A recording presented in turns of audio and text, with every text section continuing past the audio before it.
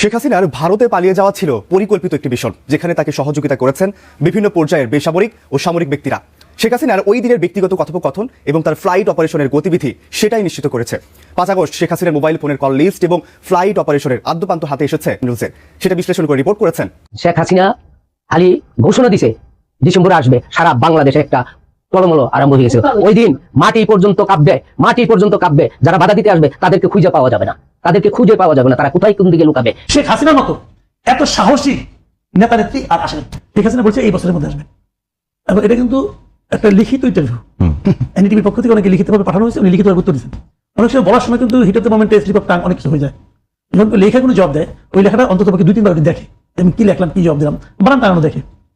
উনি দেখেছেন না বলছেন, এটা ওনার একটা হিসেব করার কথা, হিসেব নিকেশ করে বলছেন। এবং আমি মনে করি বাংলাদেশের বর্তমান পরিস্থিতিতে এটা একটা পলিটিক্যাল মুভ। আগামী 6 মাসের মধ্যে শেখ হাসিনা দেশে ফিরবে বলছেন অনেকে, অনেক কথা বলেছেন শেখ হাসিনা। এখন শেখ হাসিনা এসব কথা কি টাকার অভাবে বিদেশে পালাতে না পেরে দেশে আটকা পড়া নেতাকর্মীদের চাঙ্গা রাখতে বলেছেন, নাকি সত্যি দেশে ফিরে বিচারের মুখোমুখি হতে চান তিনি? প্রথমত হলো যে শেখ হাসিনাকে আমরা রাজপথে চিনি, বিভিন্ন সময় তাকে দেখেছি, তিনি অত্যন্ত জেদি, ভীষণ রকম রাগী জেদি। 2 নম্বর হলো খুবই প্রতিশোধ পরায়ণা। 3 নম্বর হলো যে সাহসী, এবং তার সাহস বিভিন্ন সময় এটা প্রমাণিত। আমি দক্ষিণাঞ্চলের মানুষ, 5 আগস্টেও প্রমাণিত। 5 আগস্টে প্রমাণিত। তিনি যেভাবে পালালেন সেভাবে সে পালায়নি। আপনাকে যদি ওই জায়গায় ফেলে দেওয়া হতো, সঙ্গে সঙ্গে আপনার কিডনি নষ্ট হয়ে যেত, আপনি হেলিকপ্টার উঠতে পারতেন না, আপনাকে 10-12 জন ধরে কোলে করে হেলিকপ্টার উঠানো হতো ওই জায়গাতে। ওখানকার যে পরিস্থিতি, আপনি জীবনে এরকম ভয়ের মধ্যে পড়েছেন কিনা জানি না।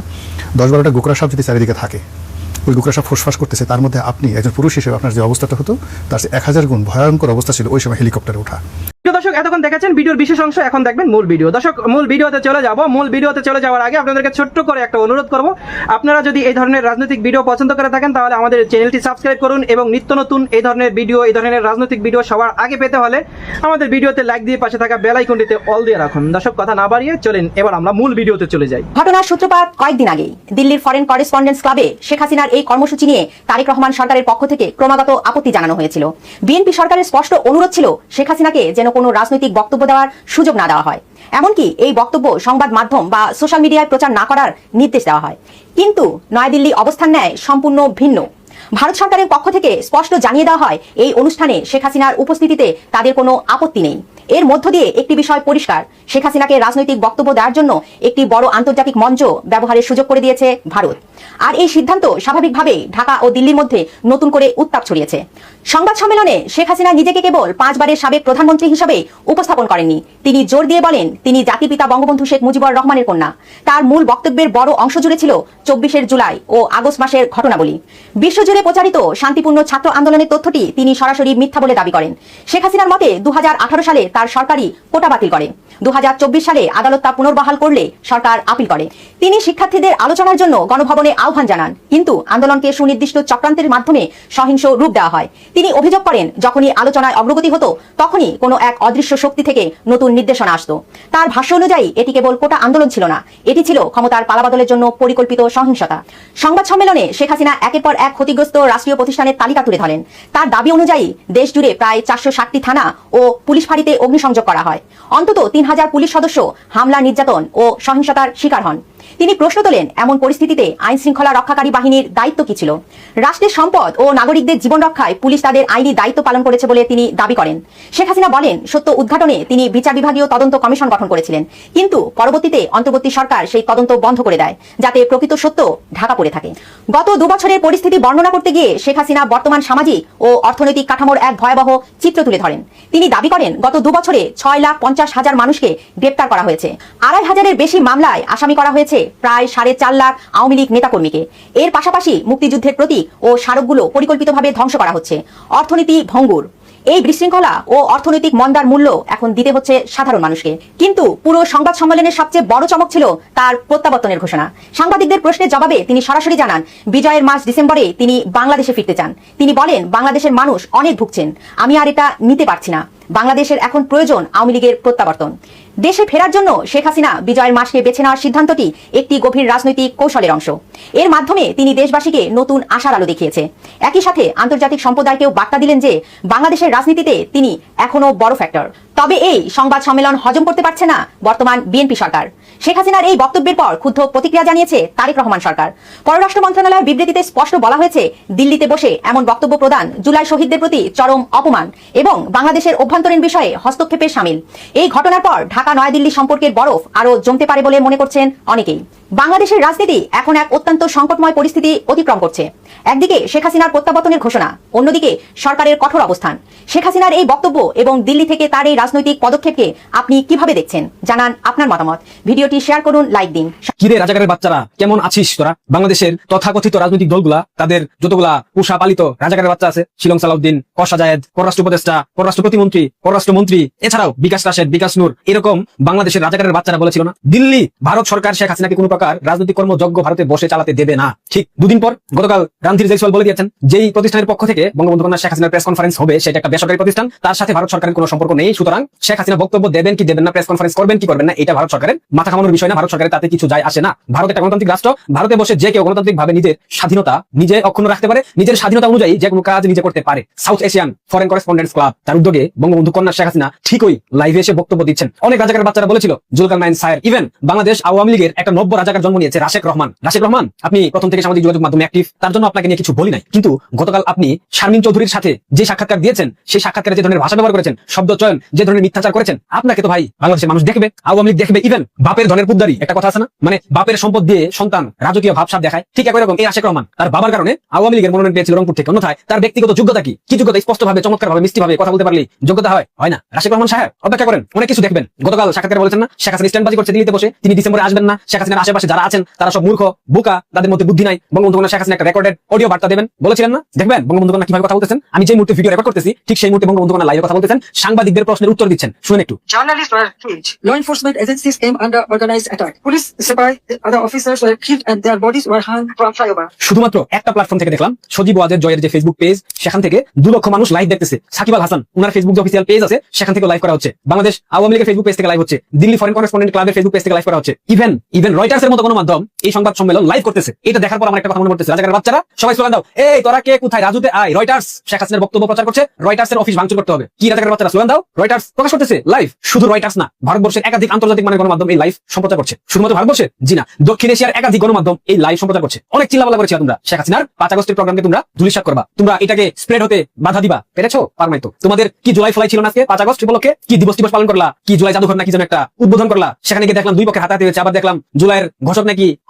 এবার বুঝছো তো জুলাই সন্ত্রাসীরা বিএনপি কিভাবে স্বাধীনতার ঘোষককে জোর করে তাদের কাছে নিয়ে যায়। বঙ্গবন্ধুর পক্ষে স্বাধীনতার ঘোষণাপত্র পাঠ করে দেওয়া হয়ে যায় স্বাধীনতার ঘোষক। ঠিক একই রকম 5 আগস্টের সময় দেখলাম নাহিদ ইসলাম, আসিফ মাহমুদ সজীব ভুইয়ারা এক দফার ঘোষণাপত্র পাঠ করলো, এক দফার ঘোষণা দিল। এখন নতুন ভাবে শুনতে পাচ্ছি তারেক রহমান নাকি এই জুলাই আন্দোলনের, জুলাই সংগ্রামের 5 আগস্টের স্বাধীনতার ঘোষক ছিল। ভাবে ছিল চুরি করে 1971 স্বাধীনতার ঘোষক, এখন দ্বিতীয় স্বাধীনতা তারা যেটা বলে সেটা ঘোষক হয়ে গেল তারেক। জুলাই ভোগে নাহিদ ইসলাম, আসিফ মাহমুদ সজীব ভুইয়া। কেমন লাগে? এবার বুঝছো তো বিএনপি কিভাবে স্বাধীনতার ঘোষণা চুরি করে জিয়ার নামে চালিয়ে দেয়। যেখানে সংবিধান বলতেছে স্বাধীনতার ঘোষক বঙ্গবন্ধু শেখ মুজিবুর রহমান, সেখানে বিএনপি বারবার বলে স্বাধীনতার ঘোষক শহীদ জিয়া। তাহলে সংবিধান ভায়োলেট করা হয় না? যদি এই সংবিধানের অধীনে শপথ নিয়ে থাকে, তাহলে সংবিধানে যেটা লেখা আছে সেটা যখন ব্যত্যয় ঘটিয়ে অন্য কাউকে ঘোষক দাবি করা হয়, তখন কিন্তু সংবিধানকে অমান্য করা হয়, তখন কিন্তু সংবিধানকে অসম্মান করা হয়। এটা কিন্তু রাষ্ট্রদ্রোহ অপরাধ। এখন এটা নিয়ে যদি কেউ কথা বলতে যায়, তাকে বলা হবে ফেসিস্টের দোসর, স্বৈরাচারের দোসর। মানে কি একটা মেসাকার অবস্থা। পারছো বাংলাদেশ আওয়ামী লীগকে অপ্রাসঙ্গিক করতে, পারছো বঙ্গবন্ধু কন্যা শেখ হাসিনাকে অপ্রাসঙ্গিক করতে। বাংলাদেশের কোন গণমাধ্যমের লাইভ সম্প্রচার করার দরকার নেই। বাংলাদেশের গণমাধ্যমের দালাল এটা পুরো বিশ্ব জানে। সুতরাং রয়টার্সের মতো আন্তর্জাতিক গণমাধ্যম যখন এই প্রেস কনফারেন্স লাইভ টেলিকাস্ট করে, তখন তোমাদেরকে বুঝে নিতে হবে ডাল মে কুছ কালা হ্যায় না, তখন বুঝে নিতে হবে দক্ষিণ এশিয়ার রাজনৈতিক প্রেক্ষাপট, দক্ষিণ এশিয়ার রাজনৈতিক সিস্টেম পরিবর্তন হচ্ছে। লাস্ট ভিডিওতে বলেছি তারেককে বলে দিয়েছে মার্কিন যুক্তরাষ্ট্র এবং ভারত। এটা আবার বলতেছি, তারেককে বলে দিয়েছে মার্কিন যুক্তরাষ্ট্র এবং ভারত। তারেকের খেলা শেষ, তারেক বলির পাঠা। বুঝা গেল? পুরো আন্তর্জাতিক মিডিয়া লাইভ করতেছে, পুরো আন্তর্জাতিক মিডিয়া। প্রিয় দর্শক ভালো থাকেন। লাইভে কি ধরনের কথা হয়, বঙ্গবন্ধু কন্যা কি ধরনের দিক নির্দেশনা দেন, তিনি কি ধরনের কথা বলেন, তিনি কি বিষয় নিয়ে কথা বলেন, বিস্তারিত নিয়ে ভিডিও আসবে নেক্সট। আসসালামু আলাইকুম প্রিয় দর্শক, গত 2 বছরের মধ্যে সাবেক প্রধানমন্ত্রী শেখ হাসিনা এই প্রথমবারের মতন ফরমাল কোনো অনুষ্ঠানে সরাসরি যুক্ত হয়ে বিভিন্ন প্রশ্নের উত্তর দিলেন। তিনি লাইভে যুক্ত ছিলেন ঠিকই, তবে ভিডিওতে নন। এবং এই প্রথমবারের মতন সাংবাদিকদের সরাসরি প্রশ্নের উত্তর তিনি দিলেন। তার চেয়ে বড় কথা, ভারতে বিভিন্ন আন্তর্জাতিক গণমাধ্যমে কর্মরত সাংবাদিকদের যে সংগঠন FCC foreign correspondent club of ইন্ডিয়ার আয়োজনে যে অনুষ্ঠানটি, সেটি বাংলাদেশে সফল করে দিল খোদ বর্তমান সরকার। তার আজকের যে বক্তব্য যেভাবে আশা করা হচ্ছিল, সেই জায়গা থেকে সরকারের মধ্যে একটি ভীতির সঞ্চার হয়েছিল, একটি ঝাঁকুনির সৃষ্টি হয়েছিল, এবং সেই ঝাঁকুনি থেকে তার বক্তব্য প্রচারের উপরে একটা নিষেধাজ্ঞা নতুন করে এলো যে বিদ্বেষপূর্ণ কোনো কিছু প্রচার করা যাবে না।